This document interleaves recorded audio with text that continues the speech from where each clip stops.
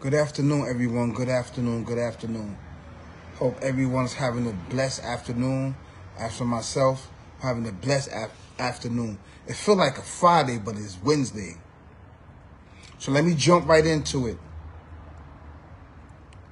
I want to piggyback off the video that I put up. I left out a lot of information about the VA hospital. If you're not following me on Instagram, go follow me.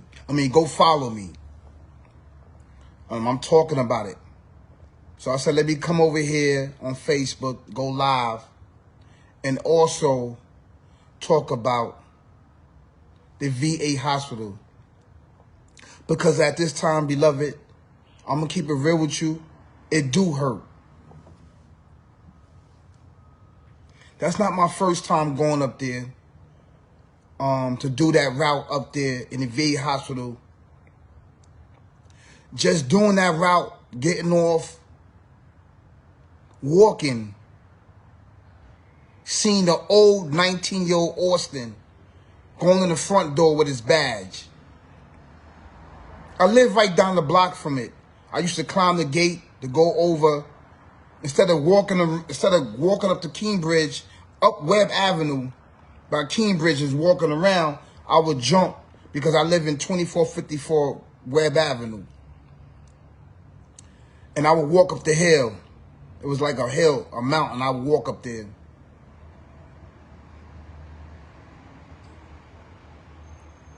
It's so amazing and it's a blessing to have clarity on a lot of things.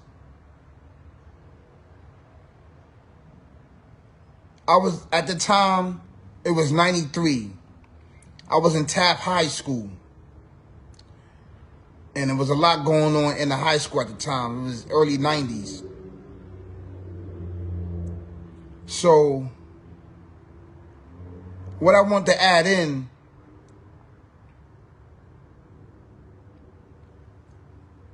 I just was in high school, right?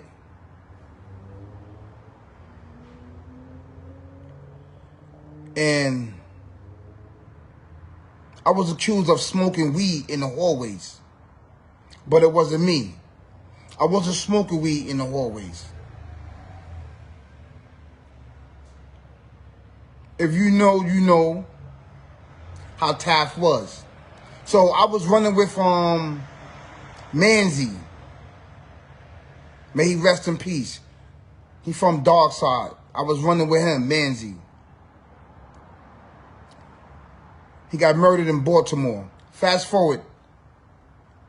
They called my mother in and told my mother that they got a program in the VA hospital. This was a GED program. And they offered it. I had to go up to Jacoby Hospital. I went back to Jacoby Hospital, and the guy there was talking numbers. He was talking numbers. At the time, I didn't understand what numbers he was talking about. He was talking them big numbers. 85,000, 90,000, 100,000. And so I started in 93. So when I first started the VA hospital, I started off fouling, helping the doctors pull out the charts for the patients and give it to them, basically. They would say their name, and I would look in the file cabinet and pull it out and give it to them. They files. I didn't like that. So eventually they moved me down to the morgue inside the VA hospital. There was an old timer there. He was teaching me. I was there for a little minute. I would help him with the bodies, bring the bodies down, put them inside the freezer. And I saw all type of, they had like legs in there, arms, and jaws, and brains and stuff like that. Didn't scare me at one bit. I was there for a minute. I don't know what happened because I really liked the morgue, but they took me out of there and put me in housekeeping. So I was in housekeeping for like maybe like a month or two. They took me out of there and put me in escort. So now I'm finally in escort, no doubt. Happy. So I would pick up the patients by wheelchair and stretcher and take them to their appointments. They had like a they had like a little office there, and we would sit there. They had like 4 other women there. They had all white on. They had all white. I don't know. They was an escort, and these were older women at the time. I was 19 years old. So they would call me. So I would go pick up the patients. They was chill. I know they do a lot. They feed, they running back and forth. They probably was doing it. So I was happy. So there was an old timer there. He was like, yo, man, you going so fast with these patients. I thought the patient was going to fall out the bed. I was used to race with the patients. I was young, but they never fell out of the stretcher or the wheelchair. That same year,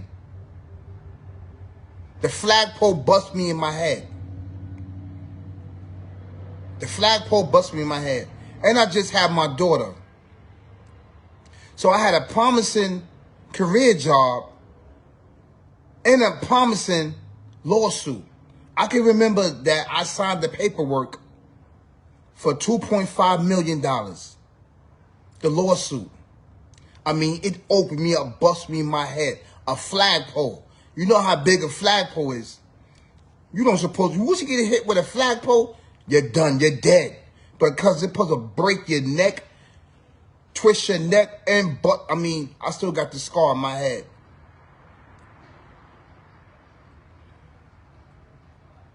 The reason why I did this story because I wanted to cry. Every time I do that route, I cry. Because I can see my old self walking across the road, 19 years old, going in there and going to work. So I will go to school for 1 hour and work 7. And my money kept going up from 140 to 160 to 180 to 200. So it started moving up. I made some bad decisions in my life. I don't want to go all the way into the whole story, but this is the story.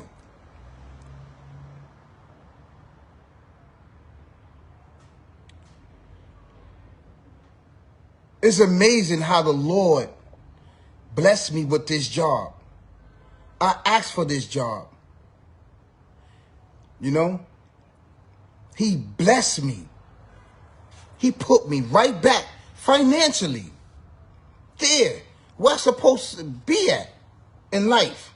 Supposed to be 40 years in, getting ready to retire at 50 maybe. I'm supposed to be retiring right now at 50 years old or maybe 55. I would have had 45 years in there. Who knows? I probably would never retire. I probably would have kept going. I would have had a house right now, cars, maybe more children, married.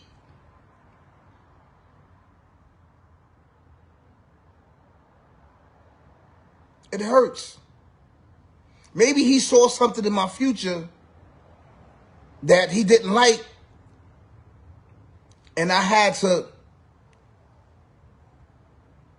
go somewhere else.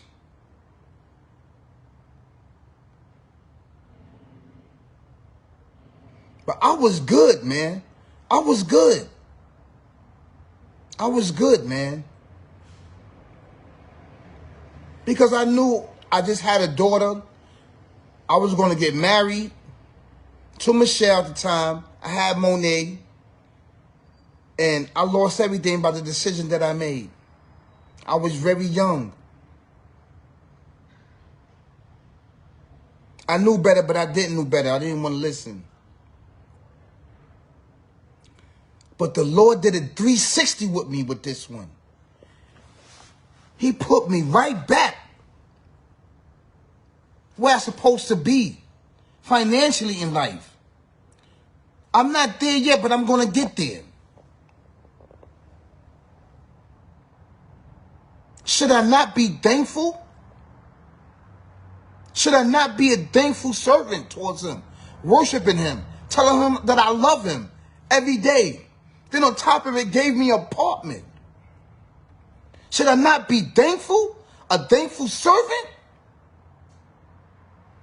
I'm thankful for everything that I have. Because without him, I wouldn't have it. I didn't do this on my own. He helped me. He blessed me to put me right back where I left over at when I was 19 years old. And I'm 48, about to be 49 years old.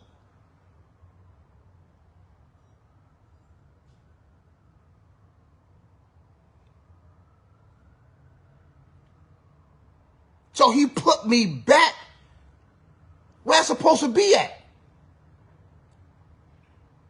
And gave me more. On top of it. Should I not be a thankful servant towards him?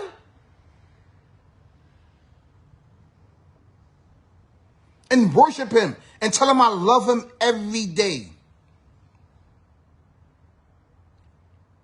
And don't do, things that's not right.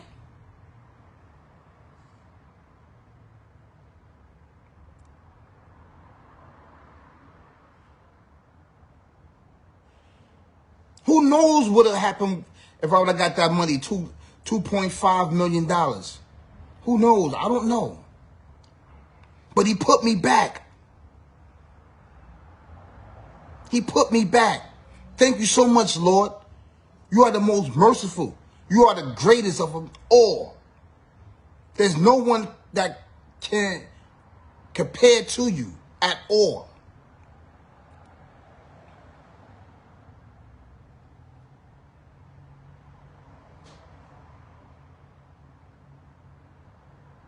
Of course, I had some bumps and bruises.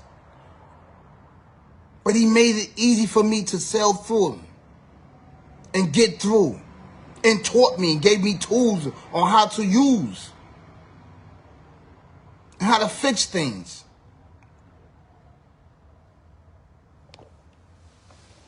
So I appreciate it. I appreciate it, beloved.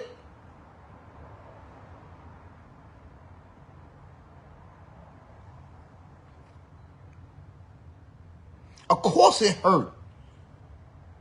I see myself. Every time I go up there, I see the 19-year-old climbing the gate, walking up the hill to get to work. I love that job. That career job, I love that job. And Freddie was living up there with us. We lived in 2454. Freddie lived right up there. He was working in the hospital. Actually, he worked there. He said, Austin, stick with it. You're going to make a lot of money. It's a great career job. Told me that. It was on a summer day up there. He stopped me right up there right there on Webb Avenue.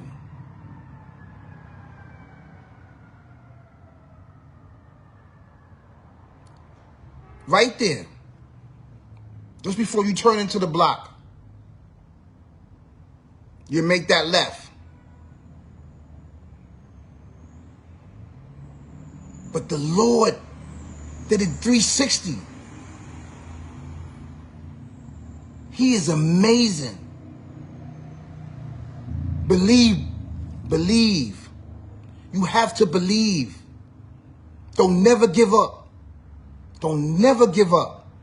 No matter how hard it is, or it's looking, or how bad it's looking. That's what I learned.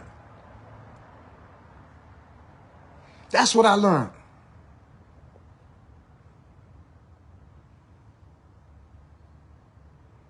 So that's some of the story of the VA hospital. That is some of the story of the VA hospital. I didn't want to go into details on what led up to that. And what led of me being taken away. I lost everything. My career, job, and that lawsuit. At the time, my lady and my child. But he gave it right back. Should I not be a thankful servant?